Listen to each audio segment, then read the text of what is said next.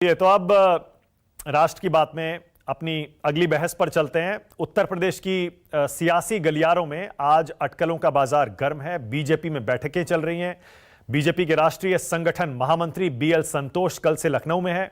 इस दौरान वो पार्टी पदाधिकारियों, विधायकों, मंत्रियों से मुलाकात कर रहे हैं। बीएल संतोष दोनों डिप्टी सीएम से भी मिलकर फीडबैक लेंगे। कल शाम सीएम आवास पर मुख्यमंत्री योगी आदित्यनाथ से भी उनकी मुलाकात हुई थी। मंत्रिमंडल विस्तार की अटकलों के बीच बीएल संतोष के लखनऊ दौरे से सियासी सरगर्मी बढ़ गई है। माना जा रहा है इस दौरे के जरिए बीजेपी मिशन 2022 की तैयारियों को परख रही है। अटकलें यह भी हैं, अगले साल होने वाले विधानसभा चुनाव से पहले राज्य बीजेपी संगठन और सरकार में फेरबदल भी हो सकते हैं। इस बीच यूपी के डिप्टी सीएम केशव प्रसाद मौर्य ने दावा किया है कि बीजेपी 2022 में भी 300 से ज्यादा सीटें जीतेगी। पहले आपको सुनाते हैं केशव प्रसाद मौर्य क्या बोले, सुनिए। 2022 में हम लोग फिर एक ऐतिहासिक विजय प्राप्त करेंगे। बताया जा रहा है कि 2022 है या कुछ और भी है, क्योंकि बहुत सारी चर्चाएं 2022 300 पार। तो आप तो इस तरीके से करें जैसे कि 2017 में बात कही थी, वही रहता है। पूर्व प्रदेश अध्यक्ष हूँ मैं, अपने अध्यक्ष जी की अगुवाई में फिर 300 पार जिताएंगे। क्या बात है? तो ऐसा लगता है कि बीजेपी ने कमर कस ली है और केशव प्रसाद मौर्य डिप्टी सीएम कह रहे हैं 300 सीटें। हालांकि विपक्ष केशव प्रसाद मौर्य के दावों पर सवाल खड़े कर रहा है। राष्ट्र की बात में आज का सवाल बड़ा सीधा है, छोटा सा सवाल। यूपी में ये 300 सीटें जो दावा कर रही है बीजेपी, ये कैसे जीतेगी? आज इसी पर बहस करने के लिए बीजेपी से मनीष शुक्ला हैं, कांग्रेस से सुरेंद्र राजपूत हैं, घनश्याम तिवारी समाजवादी पार्टी से हैं और सतीश प्रकाश हैं जो कि पॉलिटिकल एनालिस्ट हैं, बीएसपी के सपोर्टर हैं। आप सभी का स्वागत है। मनीष शुक्ला, 300 सीटों के लिए कोई आपने एजेंडा तो बनाया होगा जिस पर आप चुनाव लड़ने की तैयारी कर रहे हैं। कौन कौन से मुद्दे उठाएंगे, बताइए, जिससे 300 सीटें जीतेंगे आप? देखिए, जो पार्टी सत्ता में होती है वो पार्टी चुनाव में अपने रिपोर्ट कार्ड के आधार पर जाती है। 19 मार्च 2017 को भारतीय जनता पार्टी की सरकार बनी। एक जर्जर विरासत हमको मिली थी, चाहे वो सड़क, बिजली, पानी के मोर्चे पे हो, चाहे कानून व्यवस्था के मोर्चे पर हो। तमाम जो किसानों की समस्याएं थी उसके मोर्चे पर हमको एक विरासत के रूप में जर्जर उत्तर प्रदेश मिला था। आज अगर हम बात करें तो आज उत्तर प्रदेश गेहूं, धान और की खरीद में एक नंबर पर है। किसानों की जो भुगतान किया है, गन्ना किसानों का वो ऐतिहासिक भुगतान किया है।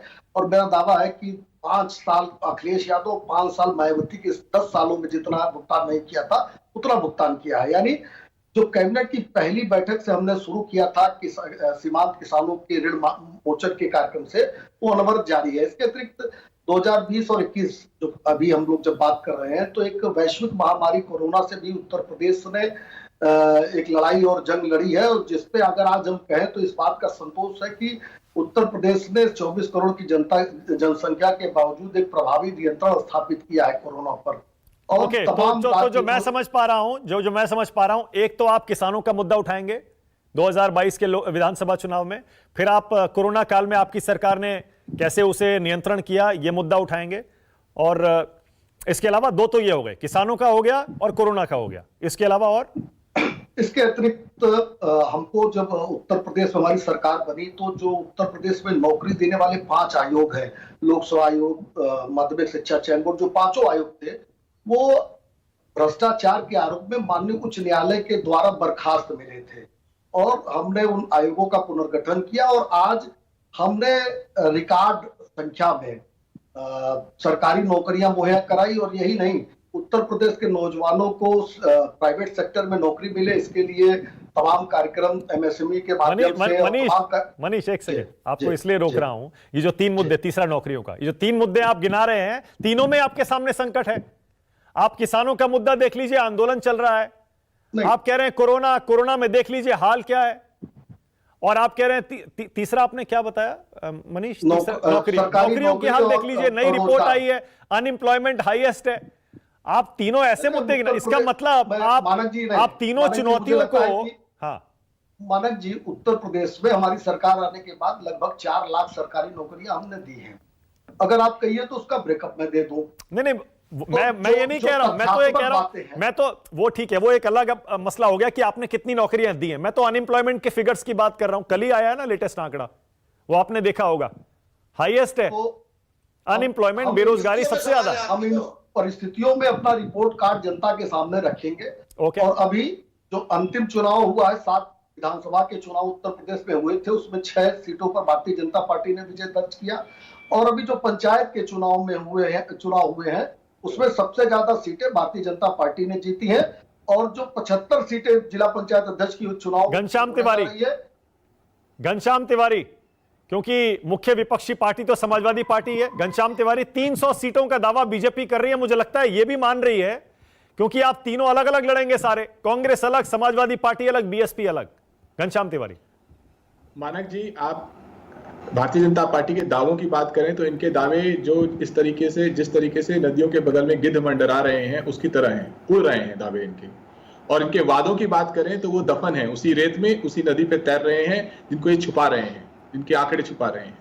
ये इनके दावों और वादों का अंतर है। आप किसी भी दिन का अखबार उठाइए, आपको पता चलेगा सुप्रीम कोर्ट के जज इनकी सरकार पे टिप्पणी कर रहे हैं कि लोग लाशें बहा रहे हैं। क्या जिन लोगों ने लाशें बहाई उसको जो न्यूज चैनल ने दिखाया, क्या आपने उसके ऊपर एनएसए लगाया कि नहीं लगाया? ये सुप्रीम कोर्ट का जज इनकी सरकार के ऊपर टिप्पणी कर रहा है।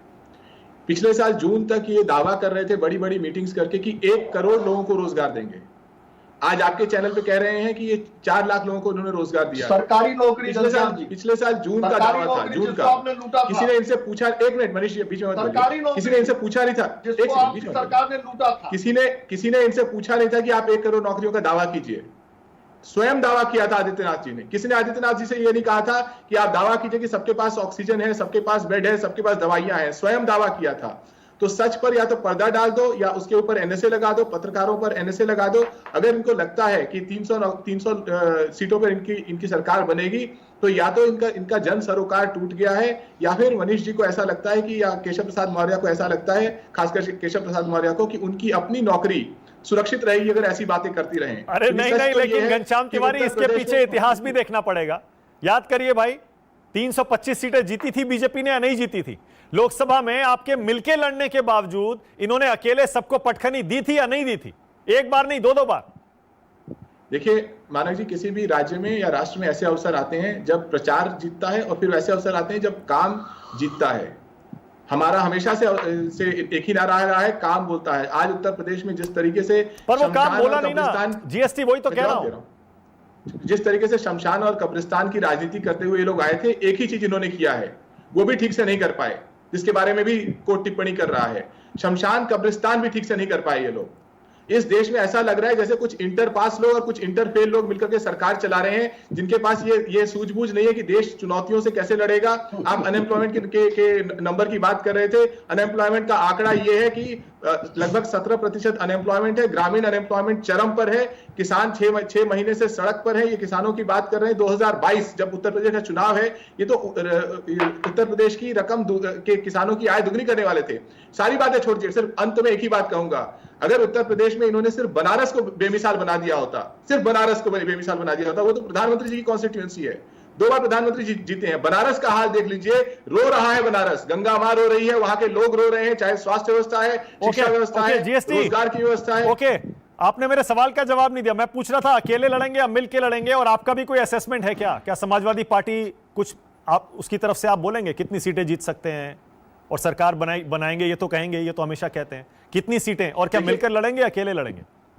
देखिए, ये तो जनता तय करती है कि किसकी सरकार बनती है, लेकिन ये स्पष्ट है कि समूचे उत्तर प्रदेश में लोग कह रहे हैं कि अखिलेश यादव जी ने काम किया था, और उनके काम के आधार पर उनका नेतृत्व पुनः बुलंद हो रहा है। जहां तक कितनी सीटों पे लड़ेंगे, मिलकर लड़ेंगे, इस बारे में हमारे राष्ट्रीय अध्यक्ष अखिलेश यादव जी ने साफ बयान दिया है, और पार्टी उसी धुरी पर चलेगी। हम उत्तर प्रदेश में जितनी छोटी पार्टियां हैं उनकी मदद करेंगे, उनके साथ मिलकर के चुनाव लड़ेंगे, और अपने राष्ट्रीय अध्यक्ष के नेतृत्व पर अपने काम बोलता है कि नारे पर चुनाव लड़ेंगे। ओके, बहुत बढ़िया। मनीष, क्विक रिस्पॉन्स, क्योंकि 1 अगेंस्ट 3 हो जाएगा, 1 बनाम 3, इसलिए। हाँ मनीष, बोलिए। हाँ, 2 बातों पे जवाब देना। एक तो इन्होंने कहा कि प्रचार जीतता है, काम हार जाता है। देखिए, अखिलेश यादव 15 मार्च 2012 को मुख्यमंत्री बने, उसके 2 साल बाद 2014 का चुनाव हुआ, जिसमें बुरी तरह पराजित हुआ, यानी अखिलेश यादव के नेतृत्व का पहला चुनाव। फिर 2017 में यही बातें उन्होंने दोहराई, और उसमें भी बुरी तरह पराजित हुए, यानी दूसरा चुनाव अखिलेश यादव के नेतृत्व का। अखिलेश यादव के नेतृत्व का तीसरा चुनाव 2019 में भी इसी तरह के दावे वादे उन्होंने किए, झूठ को फिर जनता ने पटकनी दी, यानी तीसरा चुनाव अखिलेश यादव के नेतृत्व में।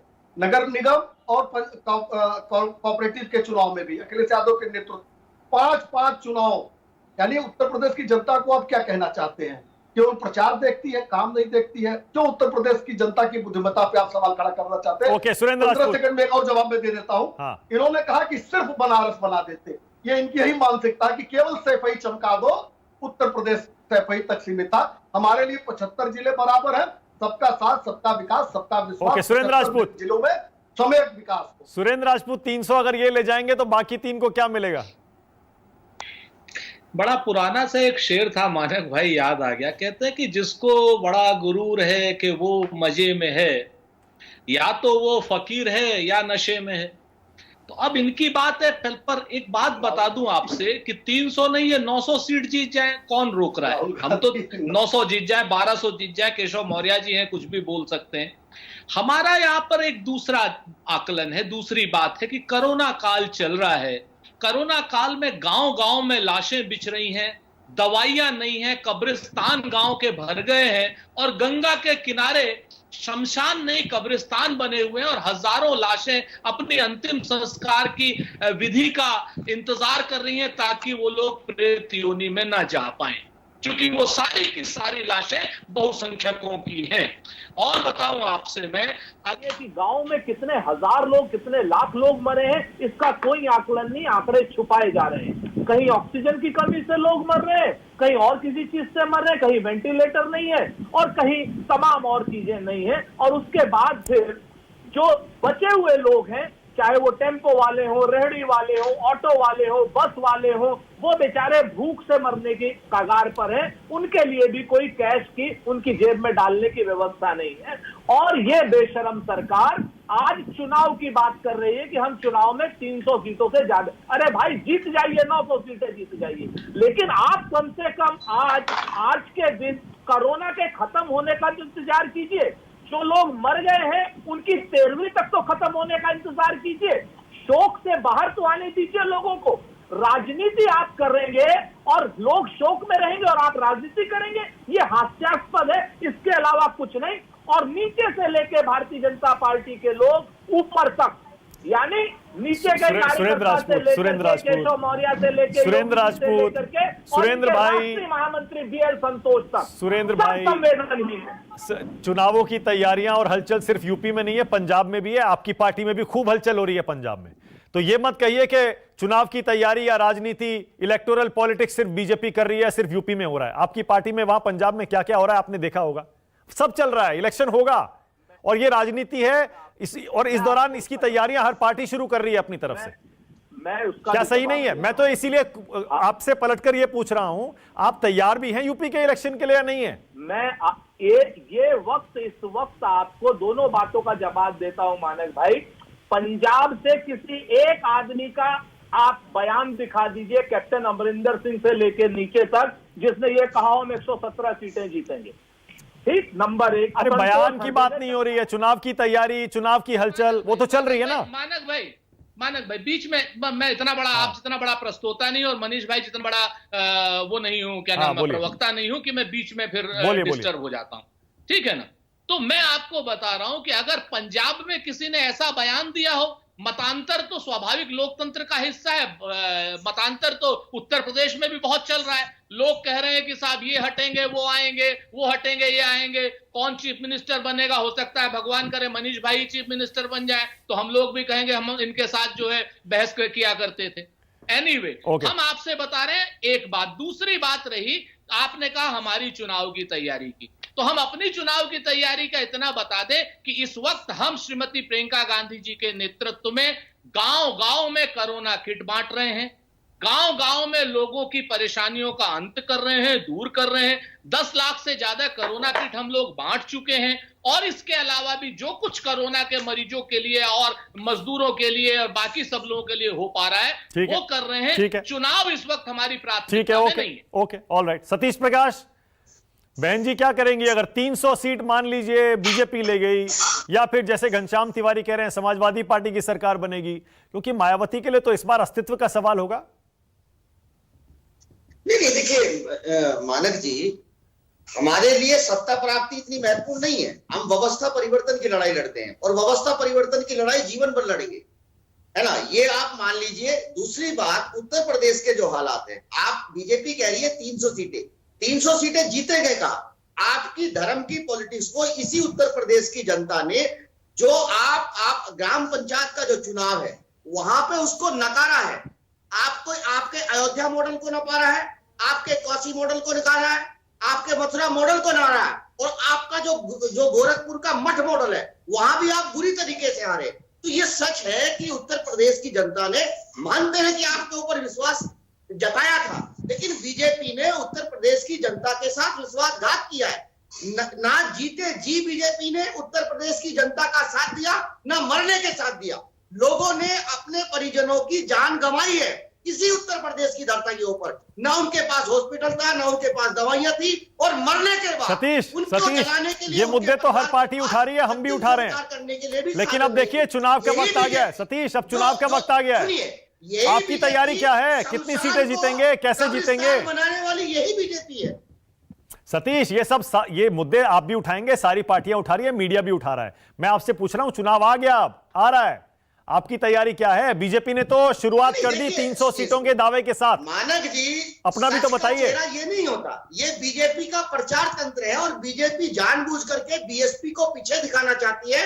अगर आप ग्राम पंचायत के चुनाव देखेंगे, 53% उत्तर प्रदेश के गांव के प्रधान बहुजन समाज पार्टी के जीते हुए, 48% जिला पंचायत की चुनावे बीएसपी ने जीती है। अब आप भले ही 53% बीएसपी। एक सेकंड सतीश, एक सेकंड, कहीं ना कहीं एक कमजोर सतीश, दिखाना चाहती है। ओके सतीश, बीजेपी की रणनीति का 53% अगर बीएसपी ने जीत लिए, बीजेपी बीएसपी के साथ सीधी लड़ाई करने से हमेशा बचेगी। उसको मालूम है, अगर बीएसपी जो कमजोरों की पार्टी है, जो गरीबों की पार्टी है, उसके साथ अगर तमाम लोग जुड़ेंगे तो बीजेपी सुबह। ओके, मनीष शुक्ला बोलिए भाई।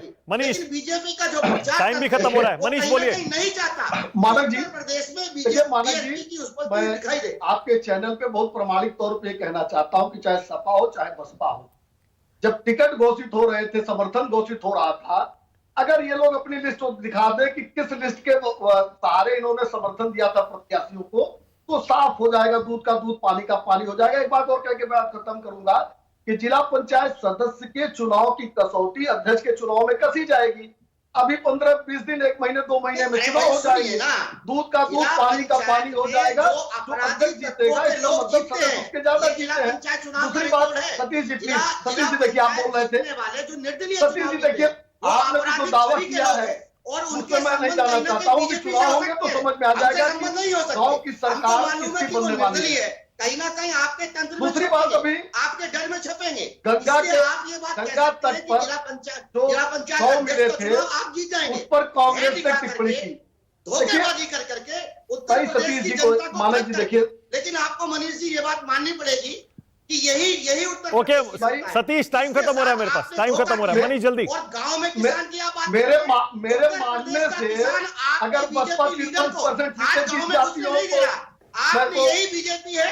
देखिए सतीश जी, बात को खत्म करिए। मैं मानक जी, अभी कांग्रेस ने गंभीर बात कही, गंगा के किनारे जो 100 मिले हैं उनके लिए जो बातें कही है, ये निश्चित रूप से ऐसे लोग जिनका विश्वास जल प्रभाव में है अंतिम संस्कार के रूप में, उनके जो उनकी जो आस्था है उसका या तो अध्ययन और ज्ञान और या तो संसदी चलाने के लिए इस तरह की बयान कांग्रेस दे रही है। इनके बड़े नेता। ओके, मेरे पास टाइम खत्म हो गया, मेरे पास टाइम खत्म हो गया। आज मैं ज्यादा डिबेट को टाइम दे नहीं पाया क्योंकि आचार्य बालकृष्ण का इंटरव्यू करना था। इस पर फिर बहस होगी और अब तो होती रहेगी क्योंकि उत्तर प्रदेश का चुनाव है भाई, उत्तर प्रदेश का चुनाव, यूपी इलेक्शन, उसकी तैयारी एक तरह से अब शुरू कर देंगी सारी पार्टियां। और एक चुनौती तो केशव प्रसाद मौर्य ने छोड़ ही दी है ये बोलकर कि 300 सीटें बीजेपी जीतने वाली, इसीलिए हलचल मच गई है। बीजेपी और बीएसपी के प्रतिनिधि आपके पैनल पर अभी आमने सामने थे, लेकिन ये मुकाबला बीजेपी और बीएसपी नहीं होने वाला है। मुकाबला क्या होगा आने वाले दिनों में पता चलेगा। बहुत शुक्रिया आज राष्ट्र की बात में आने के लिए आपका।